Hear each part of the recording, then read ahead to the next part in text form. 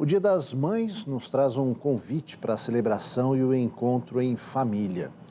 Mas também lembra a gente da exaustão e a romantização, a invisibilidade das dificuldades enfrentadas pelas mães. Pois é, sobre a maternidade real, os avanços e os desafios na construção de uma relação mais equilibrada entre mães, filhos, pais e toda a sociedade, eu conversei com a psicanalista e escritora Vera Iaconelli. O que tem de novo na maternidade é uma conscientização de que a gente está vivendo uma experiência de sobrecarga que sempre existiu, né? As mulheres vêm atravessando aí essa questão do cuidado, sempre se responsabilizando sozinhas, só que agora as mulheres estão começando a perceber que não dá e reivindicar uma relação mais igualitária em relação à questão do cuidado na maternidade, né, nas famílias. E você cita nos seus escritos, nos seus textos, uma crise na ideia romantizada do que é ser mãe. Como que isso se dá no nosso dia a dia? Não? Como essa crise hoje, ela se coloca não, na nossa sociedade?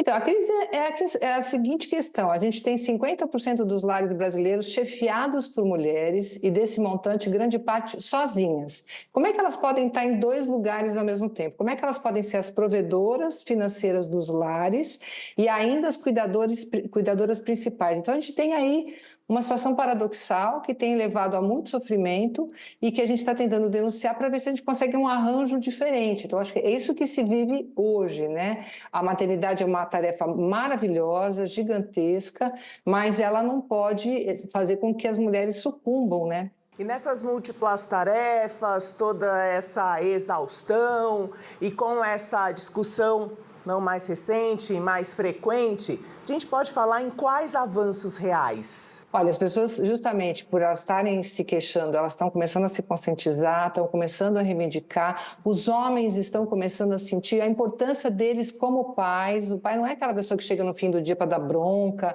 ou entra só com a parte financeira quando entra, mas é uma pessoa que pode sim também desfrutar da relação com os filhos, ter intimidade com os filhos, também ser um cuidador principal ali, né? Então, a gente vê, por exemplo, a luta pela licença paternidade maior, que hoje o que existe é quase uma piada, né?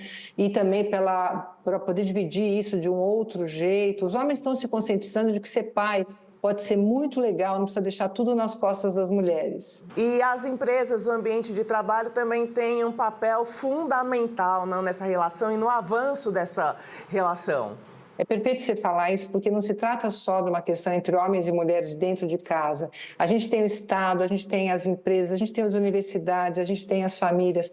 Todos esses ambientes têm que se organizar. Então, por exemplo, Joyce, quando a pessoa fala assim, na nossa empresa tem uma creche para as mães. A creche não é para as mães. A creche é para as famílias, para as pessoas que têm filhos, sejam mães, sejam pais. A creche, no final, é para as crianças, né? Então, a gente tem que começar também a mudar a mentalidade da forma como a gente entende o que a gente está fazendo pelas próximas gerações. Não é só ajudando as mães, é ajudando as crianças diretamente, né? E quando você traz essa mudança de mentalidade, o que a gente está deixando para as novas gerações, essas crianças de hoje, não só as meninas, mas meninas e meninos, eles já têm uma nova percepção do papel das mães dentro de casa e estão desenvolvendo um novo olhar para aquilo que eles imaginam que serão enquanto pais e mães na fase adulta? Na medida em que a gente começa a atribuir a questão do cuidado um valor, independentemente de você ser homem ou mulher, a criança já cresce vendo que a mãe dela tem um trabalho, tem uma vida, o pai também, e que ambos cuidam. Então, para o menino e para a menina,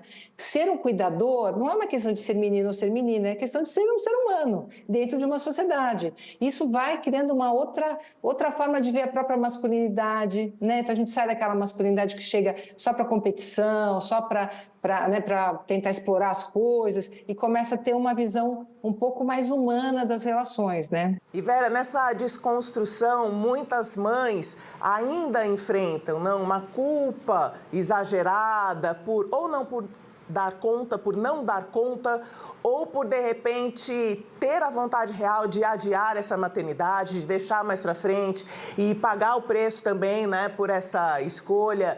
Esse lidar com essas questões das mães, hoje você sente também uma tranquilidade maior dessas mulheres com essas escolhas? Acho que hoje as mulheres já podem dizer, embora sejam ainda criticadas, mas elas assumem de um outro jeito, não quero ter filhos, por exemplo, ou quero ter tardiamente. Elas já assumem isso não como se elas fossem egoístas, mas como uma escolha, né? E eu acho que quando você fala em culpa, tem uma expressão horrorosa que é assim, nasceu uma mãe, nasceu a culpa. Isso está errado. O fato da gente se responsabilizar, de cuidar, de se preocupar, não tem nada a ver com a gente se culpar. Está se culpando do quê? O que a gente está se culpando é de uma fantasia de que a gente teria que estar com os filhos 100% do tempo. Só que isso é totalmente impossível e nem é desejável. Então, a gente tem que rever essa ideia da culpa materna. Os pais fazem as mesmas coisas, por que eles não sentem culpa? É uma questão isso, é uma questão dessa sobrecarga da mulher. E a gente está pertinho aí do Dia das Mães, né? Uma homenagem que é válida, que é um momento de reflexão. O que a gente pode imaginar como um presente real para essas mães? Não, para além dos presentes que a gente pode comprar, que vai ao shopping, a criançada gosta, é uma movimentação que tem a sua importância também. Mas qual seria um presente real para essas mães? Olha, primeiro, assim, adoro o Dia das Mães, comemoro muito, celebro, acho maravilhoso, mas realmente é um dia que esconde os outros 364 dias nos quais ela fica sozinha cuidando de tudo. Acho que o grande presente é a gente mostrar que ela não está invisibilizada, que a gente ama essa mãe, mas a gente mostra isso em ato, cuidando dela também. Eu acho que que a gente tem que mudar o olhar sobre as mães, tirar a ideia de sacrifício e pensar numa pessoa que está junto com você, cuidando de você, mas também se cuidando.